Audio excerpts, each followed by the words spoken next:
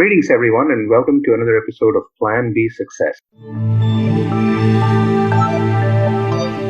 Who we have with us today is Ryan Stanley, who's a professional coach, a certified professional coach, who took his certification from the Institute of Professional Excellence in Coaching back in 2009, and after that has been coaching and training a lot of people, including the ones in the Institute. That's where he started. Also, he runs a sales training organization called Teach Me to Sell.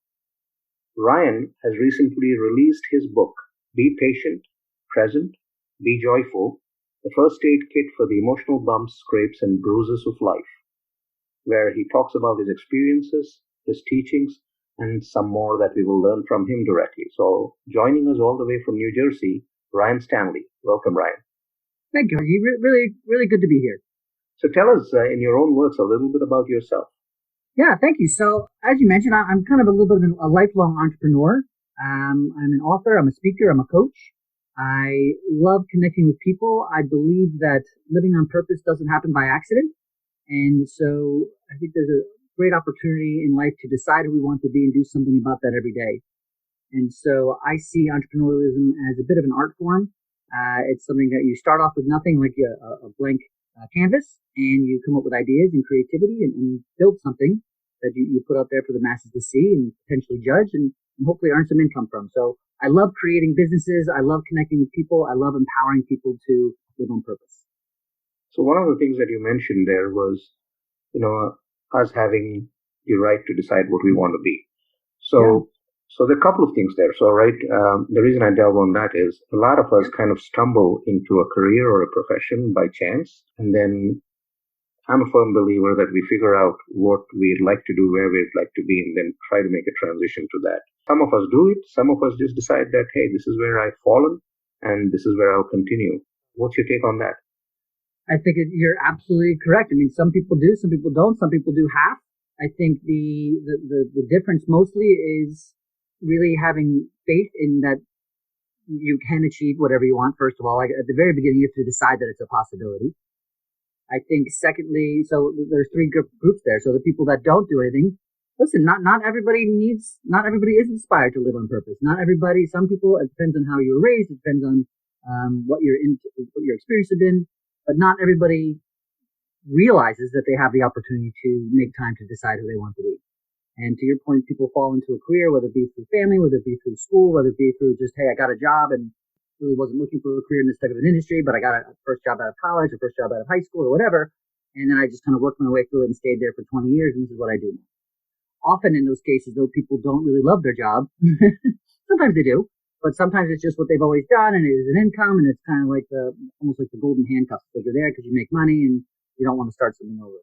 So to those people, I would say, hey, listen, it might be worth making some time to decide what you really want to do and work with a coach or something to decide how you can make it possible.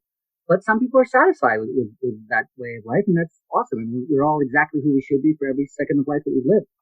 For those that try and then don't necessarily succeed, I think every entrepreneur tries and doesn't succeed at first. And when we look at those not succeeding, not as failures, but as lessons as to what did work and what didn't work, and then move on to the next thing, I think those are the people who then transition to the third group, which is people who make it, right? Because it's not necessarily going to happen in a week. It's not necessarily going to happen in a month or a year or with your first, second, sometimes even third endeavor as an entrepreneur. But if you truly know that every day is a gift and we're here to do what we want to do, or we're here to create life and create an experience, and you step into that with purpose and intention, it's going to show up to, one way or another sooner than later in my experience.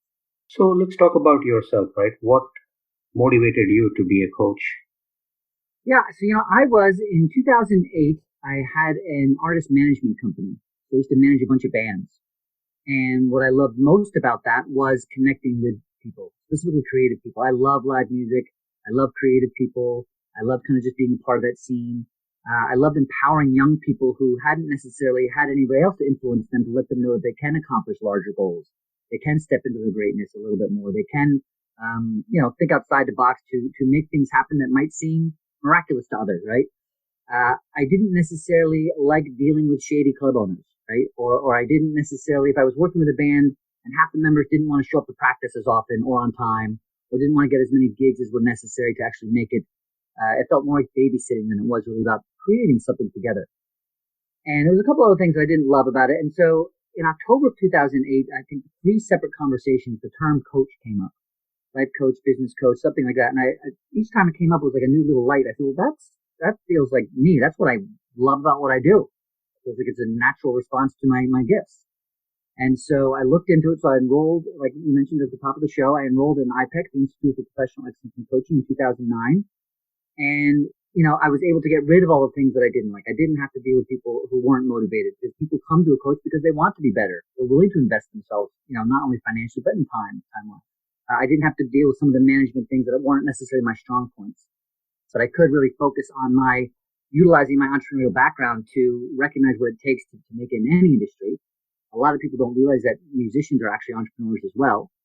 They often are just considered artists or whatever, but really they are people who are creating a product that they want to sell to the masses and earn an income from and a living from. So I was able to really utilize my background, but with a coaching certification to empower others, specifically in the music industry at first. For the first, probably 5 to 7 years, I really worked specifically only with musicians and others in the music industry. In the past several years, since I started writing books and I started doing more speaking, as you also mentioned, I also was the internal coach for IPEC, so I coached all of their staff as well for a time. And so as I've done that, I've stepped into a larger audience. Now I coach CEOs, I coach doctors, I coach authors, I coach people in all different walks of life, people who are really ready to get past their blocks and their fears and to start living on purpose every day and willing to put in the time and effort that it takes to make it happen. So once you took your certifications, once you stepped out, how did it all begin for you? I literally, when you say how to begin, like I first started getting my own clients or? Yeah. Yeah. So, really my first client wasn't a musician. My very first client. So I took one of my clients who was an artist that I was managing over into a coaching space. But other than that, my other first client was just a friend of mine from high school. So I took my first weekend of training and I came home and I created a Facebook page. And as I was setting it up, one of my friends said, hey, I was actually thinking about a coach. And so, coincidentally showed up. That was my first client, but as I was still being trained and certified, I probably picked up about 5 to 7 clients before I got my certification. So I was learning as I was going. I do, we all have gifts. I honestly believe that I'm a natural coach. There's a reason that I ended up working with IPEC not only, as a student, but also as some of the coaches for staff. This is something that I'm good at, and I'm proud to say that. I love it. And so I drew people in pretty quickly. And at the same time, actually, IPEC asked me to start working for them before I even graduated.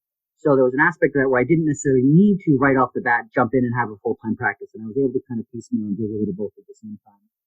And then I also have an online t-shirt company. And I'm always constantly working on something. I don't watch a lot of TV. I prefer to be creating some sort of a project or a company.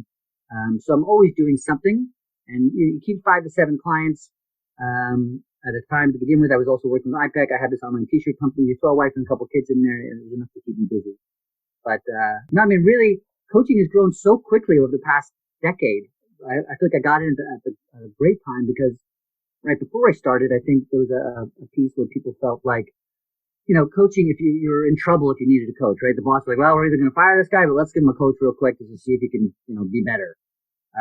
But now it's like Oprah's talking about working with her coach. The CEO of Google talked about working with a coach.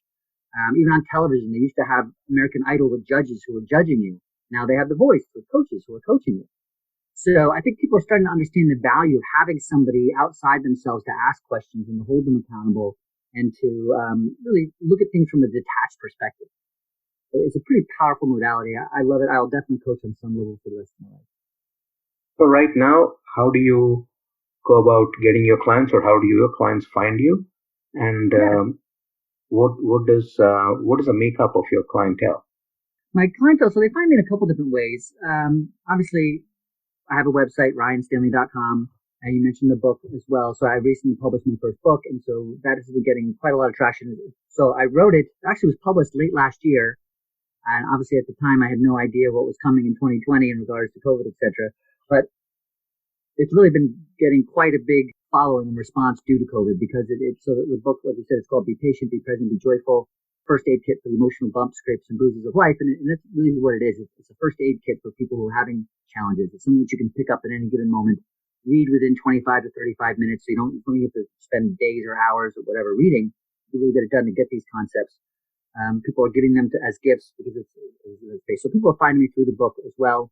And I'm on social media. I'm on Instagram. I'm on Twitter. I'm on Facebook. And so people find me there as well. The makeup of my client right now, I work with a couple musicians. I work with an author. I work with a marketing specialist. I work with a doctor right now. So it really does vary. Mostly people who just kind of check out my website and get a feel for what my style is, or have read my book and have an understanding of what my strengths are and want to bring some of those into their own life. And when you're working with all of these different coaches, what do you see? Are they all looking for the same thing or different things, and how do you get them to what they're looking for? Yeah, so everybody's looking for something different. And at the same time, I think everybody is working through fear. I think in the grand scheme of things, if I would say the biggest thing that keeps everybody from not living the life that they truly have the potential to, it's fear. Fear of not being good enough, or fear of success, or fear of what other people think of them, or fear of losing money, or there's all these different things that keep us back from really stepping into our greatness. And so I come in and I connect with them, and I usually help them get some clarity around how true is that fear. That, in my experience, fear, unless you're actually physically in danger in the moment, right? Fear is more often than not a liar. Fear is more often than not there to just keep you small. And when we start pushing past fears and we start stepping out of our comfort zone, really, from my experience, that's where greatness lives. That's where the true adventure of life is. So what I really typically recommend, it's funny, people come to me often, with a lot of, especially when I used to work with musicians, they would come to me with very specific, like, hey, I want to get an album made, or I want to get more gigs, or I want to build up a better social media following. And so that's why they would email me. Then by the end of the first conversation, it was more about A, what are your fears? But B, what's your internal dialogue like? What are you telling yourself every day? What types of questions are you asking yourself? And are you listening to something that your mom said 20 years ago? Is that keeping you from really, being great? And it's not necessarily serving you. A lot of the time, something else I'll find to kind of answer your question is people have friends, they have family who love them and support them. But at the same time, those family members and friends have their own agenda. And that agenda might be, I love you and I don't want you to get hurt, right? So they're not necessarily empowering you to be the best version of yourself because they're trying to protect you based on their fears and their past experiences. So as a coach, I come in and I really help the client recognize that I am holding their agenda. What you tell me where you want to be, I'm going to help you get clarity on whether that's true or not. Sometimes people think they want one thing, but then after working on a session or two, they realize it's something completely different. And then B, if that is what it is, let's, I don't have fears or concerns about you getting hurt. I obviously want to make sure that we move forward in the best way that works well for you, but I help people really get past fears and blocks and limiting beliefs to look at the truth and then help them step into that action. How do you or your clients, for that matter, really look back and say, this is the outcome we were looking for and this is what we got? Yeah, so I have my clients, I work a minimum of 3 months, but typically my clients work 6 months to a year. But I always say, listen, you have to at least work with me for 3 months. Because I really believe there is, you can't really tell. And then sometimes, we have some pretty powerful, typically the first session is really one of the most powerful because it's a complete, kind of smack in the face. Like, oh my gosh, I didn't realize that all these different blocks that were coming up for me. But then to really see the difference in how you're showing up in life every single day, I feel takes at least 3 months. So differences are really in judgment of yourself, judgment of others, specific action, self-awareness, confidence, dependency on others' perspectives. Those types of things where we're relying more on the outside than the inside.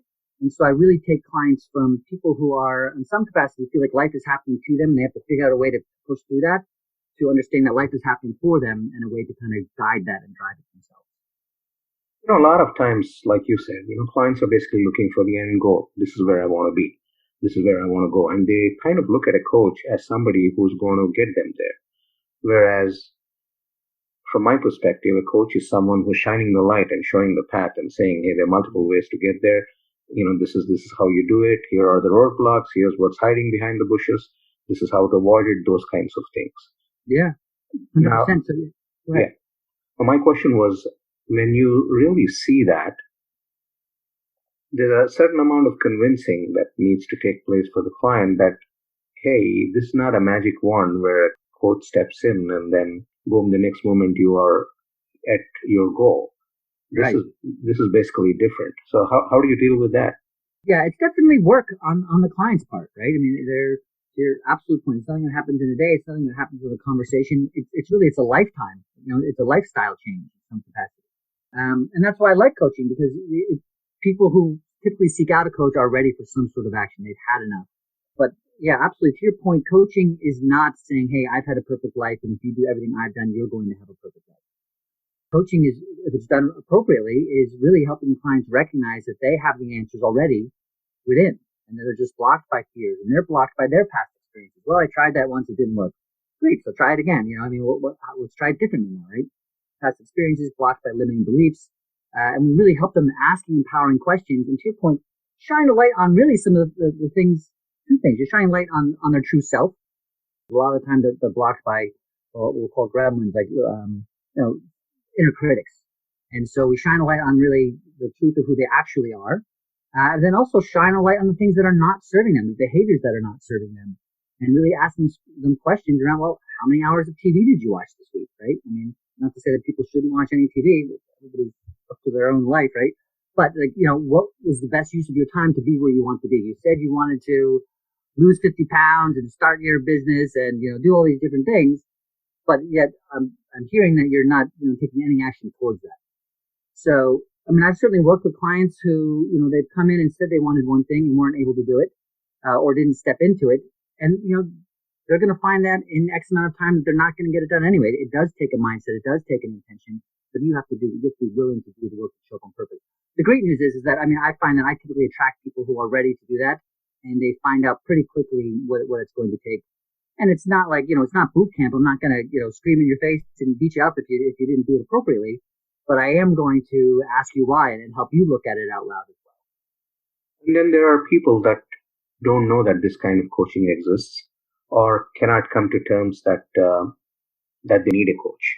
Sure. They believe that they can work through things in their own head and move forward. So, do you come across such people, and how do you move the needle for them in order to make sure that they understand that they do need a coach, and that an external help will actually help strengthen their internal struggle as well and move it in the right direction? Yeah. So I certainly have come across people like that. I wouldn't say that people reach out to me that I know, but it's certainly just in casual conversation. I think, really, I think it's Les Brown who said, the average of the 5 people you spend the most time with. And the person you spend the most time with is yourself, right? And so the reason why coaching can be so valuable is you only giving your own perspective constantly. It's helpful if you're looking for education and you're really seeking to learn from it. And I believe that everybody can use a coach in some capacity. So that's my own personal belief based on my experience and based on from surrounding myself with coaches as well over the past 10 years. But that being said, you can't, there are people who are not coachable. Right? So I've certainly had people who are not able to be coached because they're not willing to. This is going back to how do you move the needle. Some people you're not going to move the needle. Like that's their thing, or just not now. And maybe the part of their journey is to spend another 5-6 years figuring out that they can't do it on their own. And it's not can't, right? That it's just more optimal to have somebody there to look at your challenge and your goal from a completely different perspective, and to step outside you and not look at the blocks that you have and really just look at the goal, and then be able to see now they're looking at the blocks as blocks as opposed to you're looking at them as just life or truth. So I think sometimes, to answer your question, for those who are kind of borderline, maybe could, right on the side, maybe I could use a coach, I'm not sure. Sometimes even just having one session from them and helping them realize, oh my gosh, this guy just asking questions I would never even thought to ask. Not that they're these super crazy questions that no one think of, as much as I'm just so caught up in my pattern of every single day that I've lived the past 10 years that that's just not where my brain would go, because our brains are, they physically create habits of thinking the same thoughts and kind of neurons firing together in the same way. So as a coach to come in and really, to your points, put a light on different things that you wouldn't even have thought of and help you get past things you didn't even know were there to move forward in a more efficient way. One thing I'll just add to that is, and this kind of goes back a little bit to what you're asking about, my product isn't coaching, right? That's what I do. But my product, what my clients walk away with, it's efficiency, it's accountability, it's full momentum, it's joy, it's freedom, it's self-awareness. It's all these different things that really people can utilize to be the best versions of themselves and enjoy life and be more fulfilled on a daily basis. And I just empower them to be able to utilize all these different things to do the process. What about competition in the space? Competition is concerned in the space. How do you deal with that? I don't deal with it. Meaning, so there's a lot of coaches out there. More and more, like I said, coaching is growing leaps and bounds. I think that Listen, I mean, to the point of everybody can use a coach, right? So going back to that, there's a lot of accountants out there, but there's tax time every year, and everybody, finds an accountant. So it's about finding what works best for you. I think from a competition standpoint, and especially as a coach, you're going to vibe with certain people. And so just be the best version of yourself as a coach and really shine your personality and what you really like to do with your clients the best. And people who are looking for that will find it. I think, it makes sense to go out and be on great podcasts like this one, market yourself any way that you can. But in the grand scheme of things, I'm not McDonald's. I don't need billions and billions to serve, right? I mean, I'll do that through my book. I do that. My intention is to have a global impact by creating something that people can use when I'm not right there in front of them. But as far as like bringing in coaching clients, I don't need to serve billions and billions. I want to serve the people who find me on their own based on their needs. I'm a big fan of, just laws of attraction and quantum physics, and knowing that by showing gratitude in advance for what I want to bring into my life, which includes clients that I align with and that I can serve, I believe it all falls into place. Let's talk a little bit about your book. Can you tell us what it's about and who it's appealing to? Yeah, absolutely, happily. So, yeah, like I said, as someone who's been in the personal development space for the past 10 plus years, I love, I think there's some amazing books out there that can really change your life. I am not an awesome reader, right? I'd like to say that I am, but I read for a while and I get distracted. I find myself reading the same page over and over again. My brain just goes different places. I have so many great books that I've made through 3/4 of the way through. I just, never end up getting to that page 300 or whatever it is. And so I, as a coach, was recognizing there was just certain concepts that were basic and simple, but take practice to realize and to utilize in everyday life. And I was finding this in my clients, and I was finding it in my friends and my family and even myself. And so I was like, wow, if that was just some of these basic concepts that were in just something small and quick and easy that someone could read. Like if I'm having a stressful day, if I'm feeling overwhelmed, I just want to find a book that I could read in 25 minutes. Have some immediate concepts that will sink in, will help me, and not written in extremely technical jargon either, like a conversational book that I can just pick up and read. And then secondly, also someone that even if I don't want to read the whole book, I could open and just find something that could serve me in the moment. Maybe I don't have time to read a whole book, but I'm in the car and I'm sitting in traffic and I just need some stress relief. And so I didn't see, and not to say there's nothing else out there like this, but I didn't see anything that really served me in that way. So I wrote this book. It's intentionally short. You can read it in about 30 minutes, 75 pages long, and there's lots of drawings and, there's quotes on every page. It's intentionally written for two reasons. One, that you can read through it, but secondly, you can literally open it to any single page as first aid and find something on there that is highlighted so that you can take something away in the moment. So it's really short. There's 5 chapters. There's a prologue. There's 3 main chapters and an epilogue. Prologue is really just talks and sets you up for the concept that we are all creators. And in any given moment, we are creating. Right now, you and I are creating 2 men recording the podcast. If you were to wake up in the morning and dress, put on blue socks, blue pants, blue shirt, and blue hat, you're creating a man dressed in blue. You put some, ham and cheese and some mayo on a bread, you make a delicious ham and cheese sandwich. You're creating this. I know it sounds obvious and silly, but literally, we also, when you write words on a piece of paper, you put a period at the end, you're creating a sentence. We create laughter. We create joy. When we get stressed, we create anxiety. When we get angry, we create anger. We are literally creating something in any given moment. Even when you're sleeping, you're creating a man who's sleeping, right? A man or woman who's sleeping.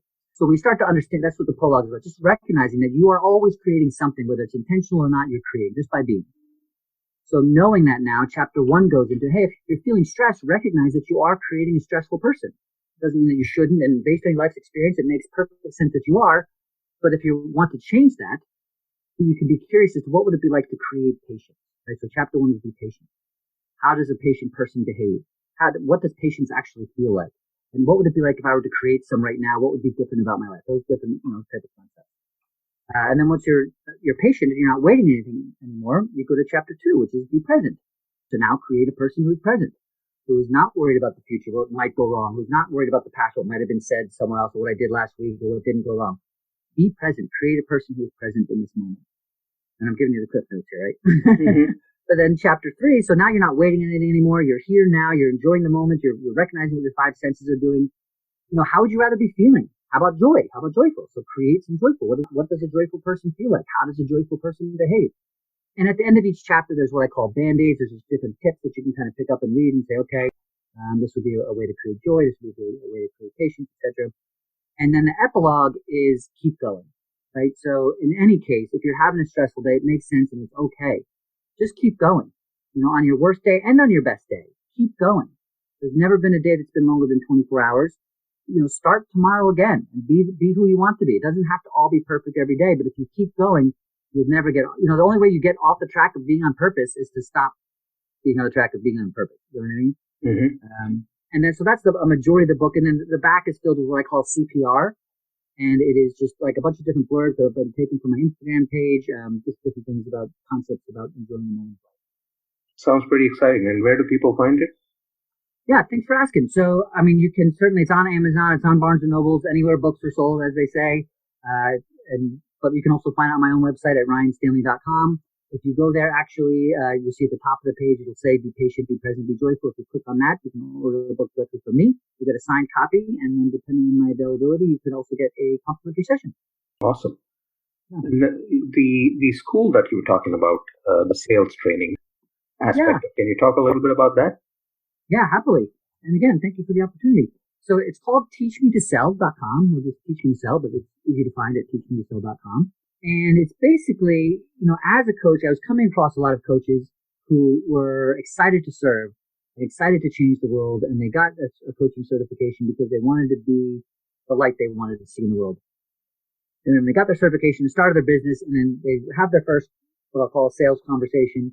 And the person says, how much do you charge? And all of a sudden they get really nervous and uncomfortable and awkward. And they just found that they had no sales background whatsoever. They didn't get into this business to be a salesperson. They weren't intending to do any type of sales, but it's a necessary part of who they want to be.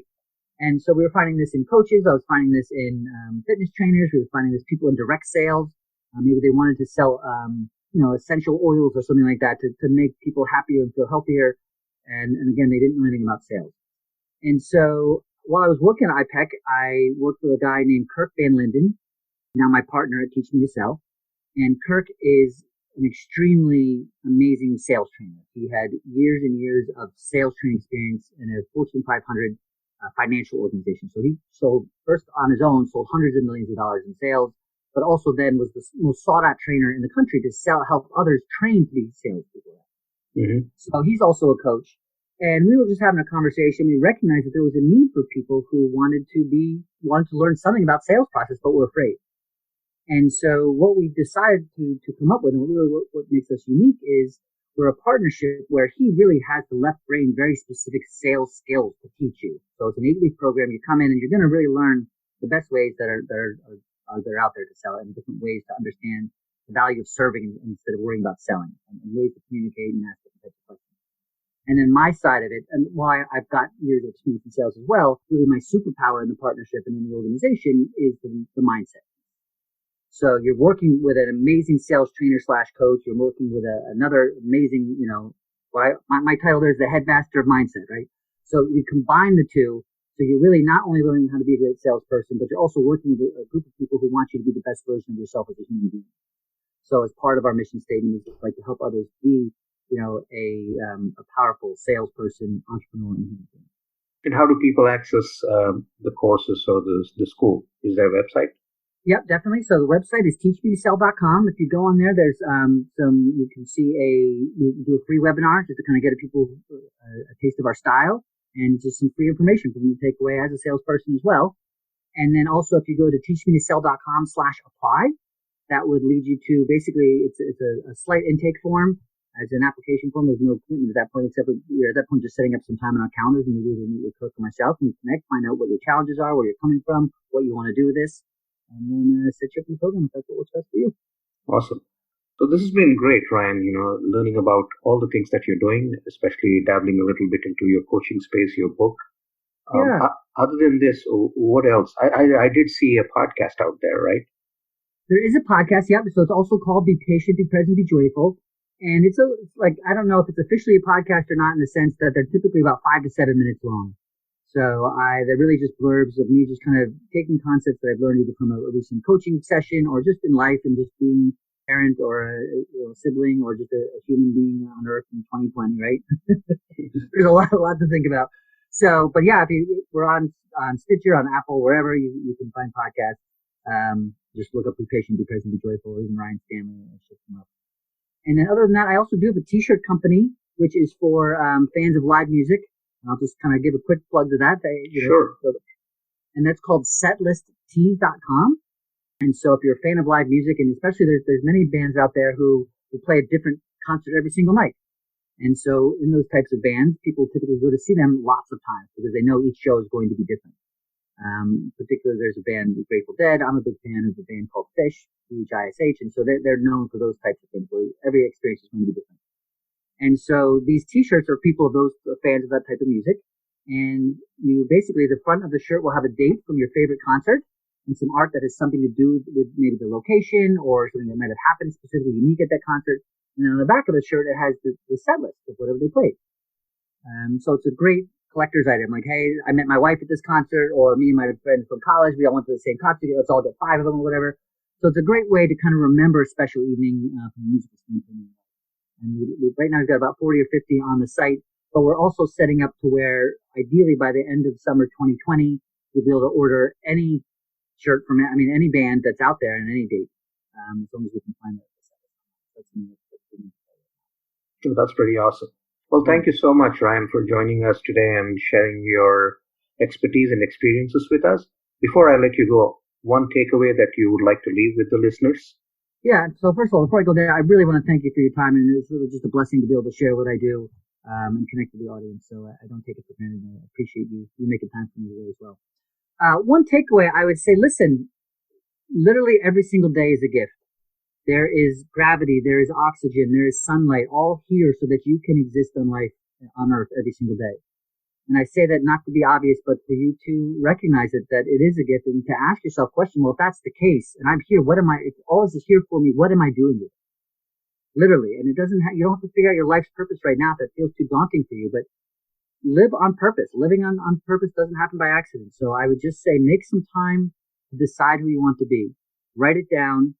Make some time today. If you're hearing this, right? Make some time today to write it down. Spend an hour. It'll be worth it. I promise you. And then read it every day. Read it out loud as you start your day and read it out loud as you go to bed. And then step 3 is take action on it.